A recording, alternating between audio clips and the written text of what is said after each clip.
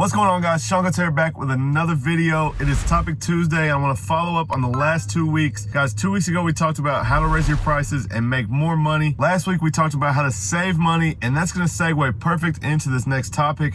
I had a couple comments wanting me to touch on taxes and how it works. Now, first off, guys, I want to say I am not a professional. This is only my experience and what I know, and that's not a whole lot, but I can give you guys a little bit of insight. But before you guys go do anything with your money, make sure you deal with a professional and understand what you're doing.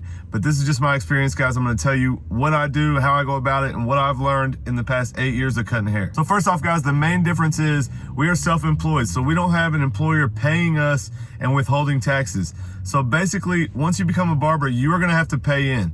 It's not going to be taken out of your check every week, and at the end of the year, you're going to get a refund back. You're basically never going to get a tax refund again. Again, guys, that's not 100% of the time. There are some things that change that. Like, for example, my wife, she has a job that pays in taxes for her, and so at the end of the year that will come against my taxes, but I do make more money, so we still don't get a return. So anyway, guys, you want to find a tax professional or a CPA. CPA is going to be a little bit better, obviously, and can do more for you, and a lot of times, guys, that is more expensive, but hopefully they can save you enough money. If you make enough money, they can save you enough money that it's worth having. But really, guys, you want to use the tactic I talked about last week to save up some money, because most of the time at the end of the year, you are gonna have to pay in. And I'll just tell you guys, my last year I paid in almost $10,000 in one chunk at the end of the year. Now, there are ways you can go about doing it quarterly, guys. You're gonna basically estimate what you're gonna owe at the end of the year, pay it quarterly, similar to your job paying you and taking that out. You're just gonna go ahead and pay it for yourself every quarter. That's 4 times a year. And guys, at the end of the year, if you paid too much, you will get a refund. But to make it simple for you guys, basically, we make cash. At the end of the year, we can say what we make. And so unfortunately for barbers, a lot of the time, we lie about our taxes, right? And guys, when I started cutting hair, you know, I didn't keep track of it, honestly. So I didn't directly just go in there and try to cheat the government or anything, but I didn't keep track. And so I did give an honest guess of what I probably made. Was it accurate? I don't know. But I did make an effort moving forward, guys, as I looked into getting married, getting a house, things like that. I need my taxes to show that I make money so that I can do those things. So it's very important. You hear it a lot in the industry, guys. Everybody wants to lie on their taxes and not pay any taxes, because it does hurt at the end of the year to pay that large amount.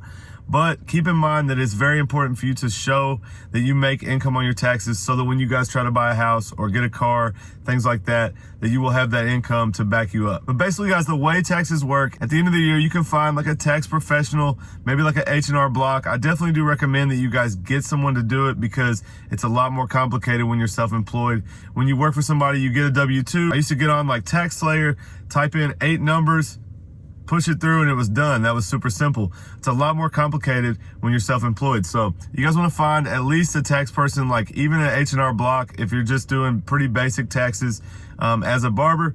But you want to find somebody to do it for you that knows different things you can write off and different things you can go about to get those deductions off of your taxes, off of your income. Now, simply put, guys, and again, I'm not a professional. This is how I'm gonna word it, and this is my best way to explain it to you guys. But you guys can write off anything that costs you money to make money. So if I have to drive an hour to work, I can write off that drive to work, because it is costing me money to go to work.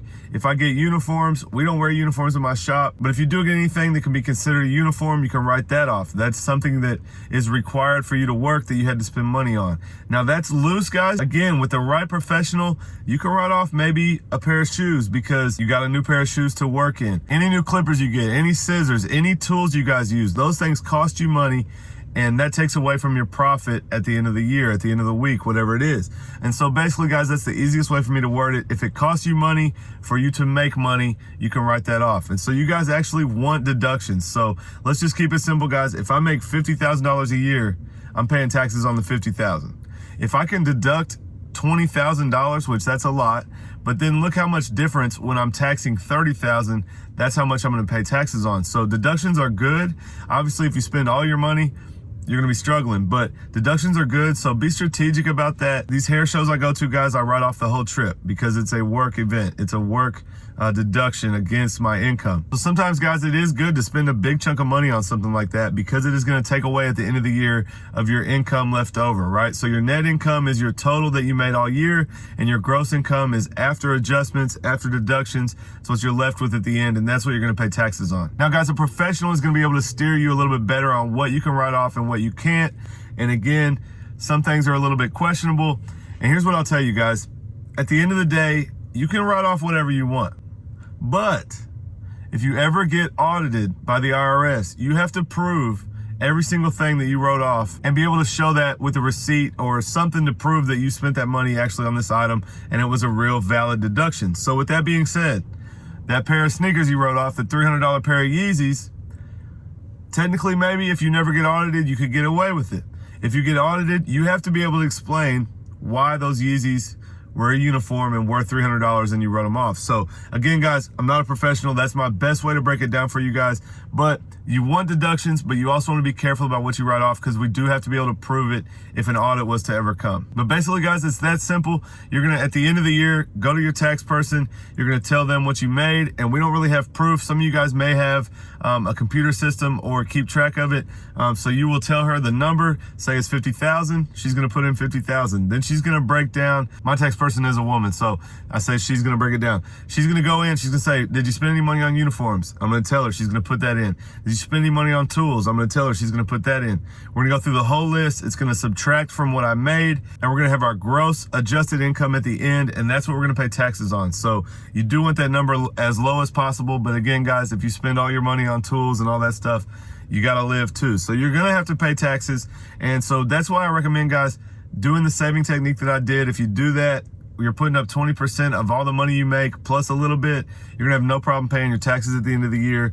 But guys, it is a lump sum at the end of the year if you don't pay it quarterly. And I'm not gonna get into that. If you find you a tax professional, they can break that down even more. You guys will have to pay it at the end of the year. So make sure you're saving that money up. And like I said, if you're married and your spouse has an income that is deducted from, that will go against. So that will basically, if I owe 10,000 at the end of the year and she paid 2,000 extra, that's her return, then I will owe 8,000. So it's kind of simple, but it's also kind of really complicated. So I hope that was helpful for you guys. I hope that made some sense. If you guys have any questions, comment down below. Like I said, I don't know a whole lot, but I will gladly try to answer any questions that you guys may have.